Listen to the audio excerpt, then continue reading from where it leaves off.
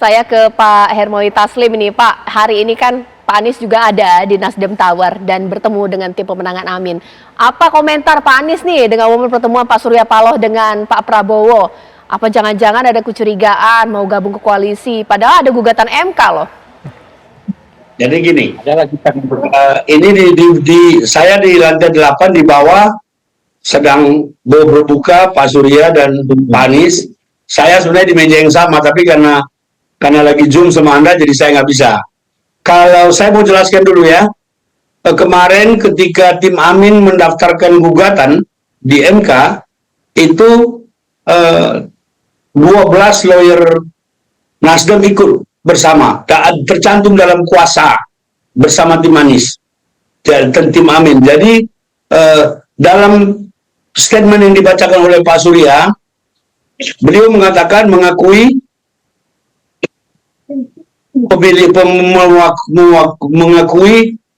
keputusan KPU, tapi upaya-upaya kami untuk mencari keadilan dan kebenaran tidak akan pernah berhenti.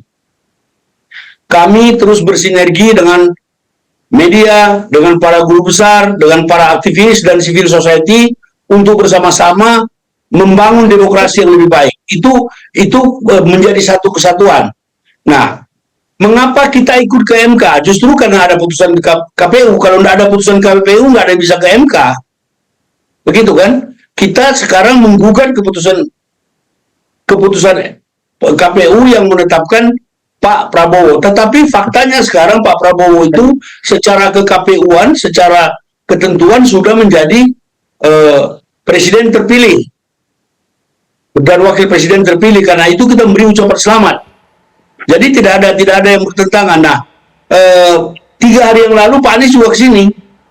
Jadi Pak Anies itu sering sekali ke Nasdem. Kadang-kadang malah nggak pakai bilang, nggak ada janji.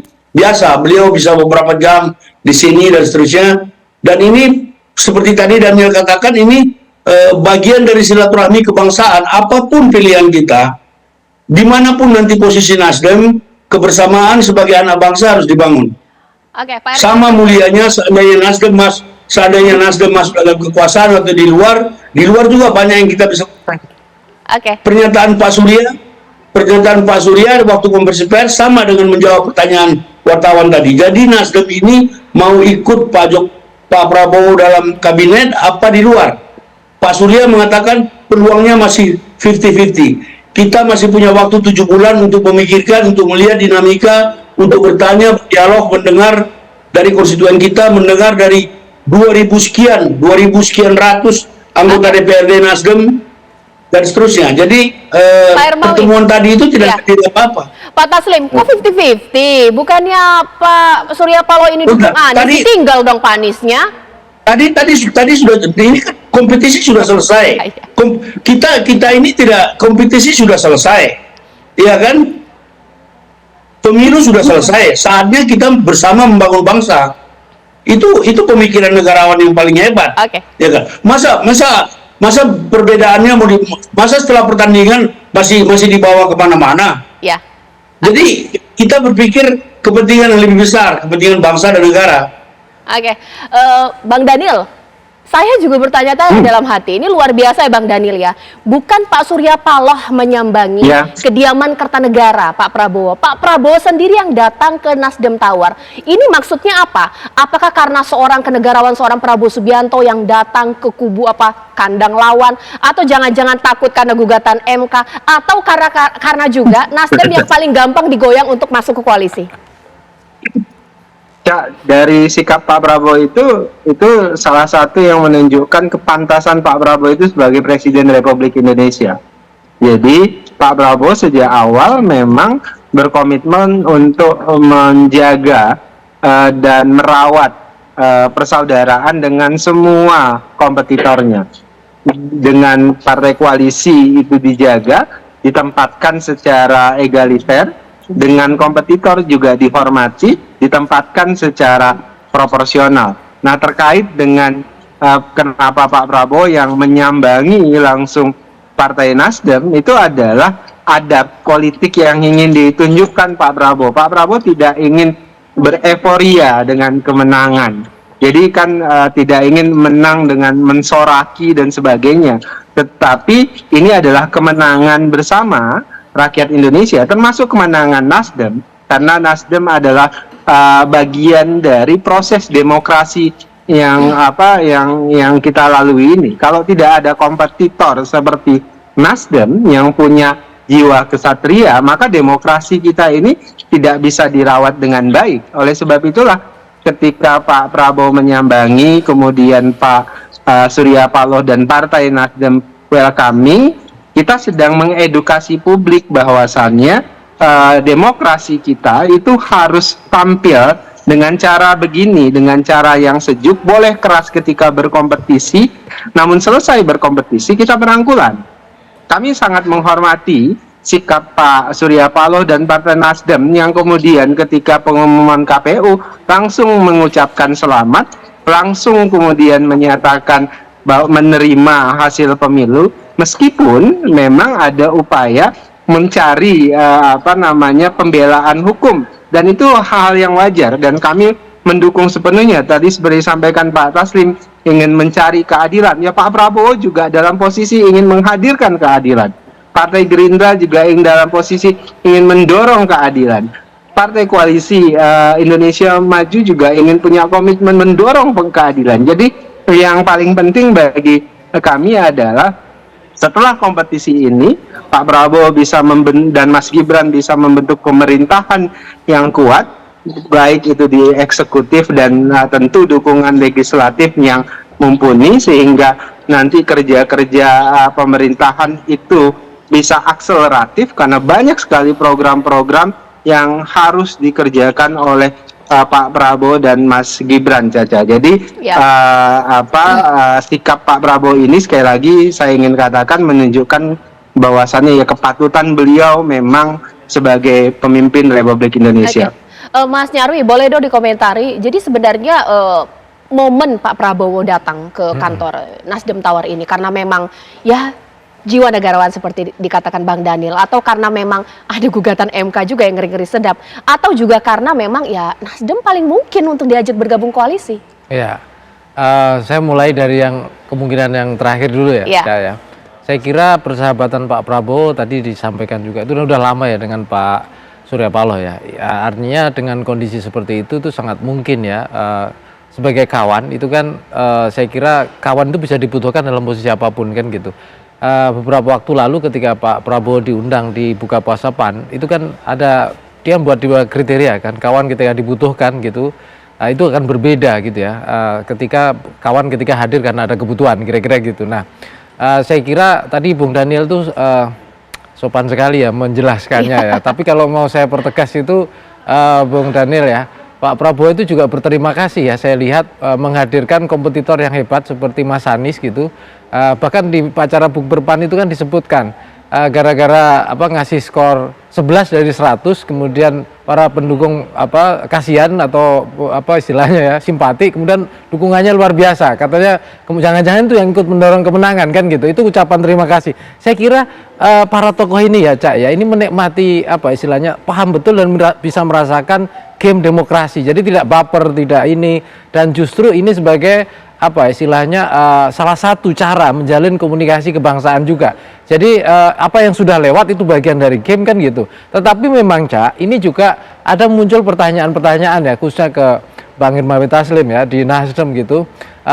Kan ya misalnya mencari keadilan dan seterusnya, saya kira itu bagus ya untuk penguatan demokrasi kita. Tetapi kan kita belum tahu ya, publik belum tahu materi gugatan apa misalnya dari tim Amin gitu ya, yang kemudian sampai sejauh mana itu katakanlah bisa dianggap tidak konsisten ya dengan dukungan atau sikap menerima hasil pemilu dari Pak Surya Paloh itu sendiri. Saya contohkan ini Cak, misalnya kalau ada materi yang meminta bahkan di gugatan itu supaya 02 kualifikasi gitu sebagai peserta pemilu karena faktor putusan MK yang sebelumnya. Nah kalau sampai ke situ, nah itu berarti sudah kontradiksi. Tapi kalau tidak sampai ke situ, nah itu berarti saya kira tidak ada kontradiksi dari empat pernyataan utama yang disampaikan Pak Surya Paloh ya, dari menerima, kemudian memberikan ucapan dan seterusnya, termasuk mendukung ya proses katakanlah evaluasi untuk penguatan demokrasi kita. Saya kira itu yang mungkin dugaan saya akan paling diminta istilahnya klarifikasi dan munculkan perdebatan nantinya itu kira-kira. Mas Taslim boleh dong dijawab. Kalau tidak salah ya, koreksi saya lah kalau salah. 2 hari sebelum pertemuan ini, statementnya Pak Surya Paloh ketika ditanya mengenai gabung koalisi belum menjadi prioritas kami. Tapi di hari ini menjadi 50-50. Jadi dong gabung koalisi itu berarti koalisi perubahan harus siap-siap menggelar bubaran panitia kah? Seperti apa? Saya mau jawab pernyataan terakhir. Kita baru bisa ke MK setelah ada putusan KPU. Yang kita gugat itu putusan KPU. Jadi nggak ada yang kontradiksi. Justru kita tidak akan pernah ke KPU kita tidak akan pernah ke MK sebelum KPU memutuskan sesuatu. Yang kedua, tadi jelas pernyataannya waktu pertanyaan wartawan waktu konferensi pers, Pak Surya mengatakan bergabung dengan koalisi bukan merupakan prioritas. Kalimatnya begitu ya. Nah tadi ditanya lagi, ini dengan sudah bertemu Pak Surya Paloh akan bergabung, kemungkinannya tetap 50-50. Jadi apakah itu mau diterjemahkan seperti apa terserah, tapi poin kami adalah kami masih tetap seperti yang dulu. Masih ada waktu 7 bulan untuk berpikir, dan di dalam atau di luar pemerintahan sama mulianya. Kita tetap bisa berbuat yang terbaik buat bangsa ini. Demikian. Iya, Bang Daniel senyum-senyum terus ini. Apakah senang ada pembubaran panitia dari koalisi perubahan? Karena tampaknya ini kemungkinan besar mau gabung di Nasdem. Nah, jadi gini, yang hari ini yang buka puasa di Nasdem hari ini adalah Nasdem bersama para anak yatim dengan undang-undangan. Tidak ada hubungannya dengan Tim Amin. Siap. Bang Daniel. Iya, tadi hari ini buka puasa di Nasdem itu adalah buka puasa antara Nasdem dan anak yatim, Mbak Caca, kata Bang Taslim. Nggak ada hubungannya dengan Amin. Bukan koalisi, ya. Oh, bukan koalisi, oke. Jadi saya mau katakan gini, kita ambil poin positifnya, Ca. Pertama adalah tadi penjelasan Mas Nyarwi bagus sekali. Elit memang sudah paham betul terkait dengan game demokrasi yang selama ini sudah kita lalui hampir 20 tahun lebih. Jadi proses edukasi terhadap elit itu sudah luar biasa. Artinya kalau istilah Pak Prabowo, there is no personal feeling dalam konteks demokrasi, dalam konteks kompetisi demokrasi. Nah, tinggal bagaimana sikap para elit ini itu disebarkan, diturunkan di grassroots. Nah, ini jadi PR kita semuanya. Jangan sampai kemudian kompetisi demokrasi atau kompetisi politik itu kemudian nanti dirubah menjadi kompetisi ideologi, bahkan ada yang menjadikan itu jadi kompetisi akidah. Itu yang paling berbahaya. Nah, oleh sebab itulah ketika sikap elit agak cair, bahkan bukan agak cair dan sangat cair, itu akan membantu grassroots atau akar rumput rakyat kebanyakan untuk melihat politik itu sebagai kompetisi berlomba-lomba dalam kebaikan, atau bahkan mereka akan menyebutkan berlomba-lomba untuk berkuasa tapi kemudian bekerja maksimal untuk rakyat. Harusnya dalam posisi itu. Nah, oleh sebab itulah menurut saya sikap Pak Prabowo, sikap Pak Surya Paloh yang hari ini ditunjukkan kepada publik itu adalah modalitas penting bagi pendidikan politik kita ke depan, supaya politik kita itu tidak isinya suram-suraman, isinya mengkafir-kafirin dan sebagainya. Isinya itu harus jadi kompetisi persahabatan. Harus dalam posisi seperti itu, Cak. Nah, nanti apakah secara praksis Nasdem itu bergabung dengan pemerintah, dalam hal ini Pak Prabowo dan Mas Gibran, atau tidak, itu hal yang berbeda. Walaupun saya punya keyakinan tentu chemistry-nya Nasdem, chemistry-nya Pak Surya Paloh itu lebih banyak hari ini itu ke Pak Prabowo ketimbang ke Pak Anies, sepertinya kira-kira begitu. Baik, terima kasih Bang Daniel, terima kasih Pak Taslim, terima kasih Mas Nyarwi. Ya, kita tunggulah. Ini juga politik Indonesia, pemirsa. Kalau elitnya guyup, sudah biasa. Yang nggak biasa dan nggak boleh kalau dibawanya gontok-gontokan. Karena ternyata setelah Pilpres gabung-gabung juga, pemirsa. Tapi kita tunggu nanti bagaimana gejala politik selanjutnya. Sesaat lagi, sejumlah informasi lainnya masih akan kami kabarkan untuk Anda hanya di Apa Kabar Indonesia Malam.